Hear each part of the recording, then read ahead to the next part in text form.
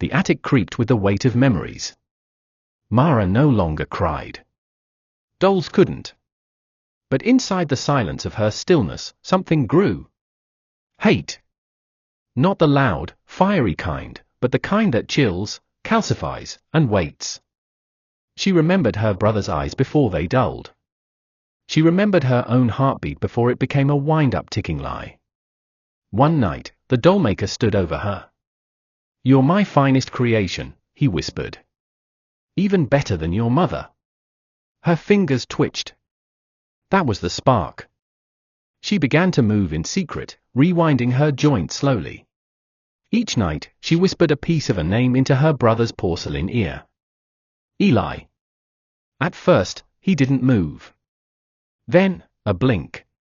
Then, a tear, one he wasn't supposed to have. They waited. For the perfect moment. The dollmaker had grown old. Slower. Sentimental.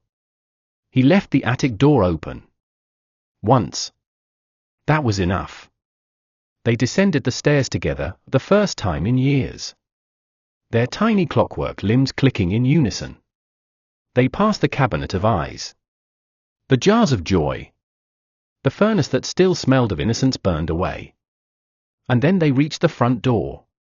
Freedom. Mara reached out. And the dollmaker stood there. Waiting. "You disappoint me," he said softly. "But you'll be back. The world out there has no place for you." He opened the door. And let them leave. 6 months later. A woman found them by the roadside, 2 delicate children, dressed strangely, barely breathing. She adopted them. Named them anew. Loved them deeply. And they lived, almost normally. But every now and then, the children would sit too still. Would smile without blinking. Would hum lullabies no one taught them. The woman dismissed it. Trauma, surely. It would fade. Until one morning, she awoke to the smell of sugar and ash.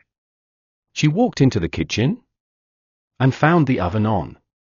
Inside sat a half-baked doll, unfinished. Still twitching.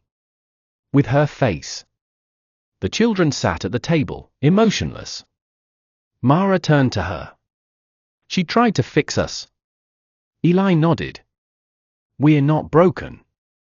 They stood, hand in hand, and walked into the woods. The dollmaker had been wrong. They wouldn't go back. But they brought the attic with them. Somewhere, deep in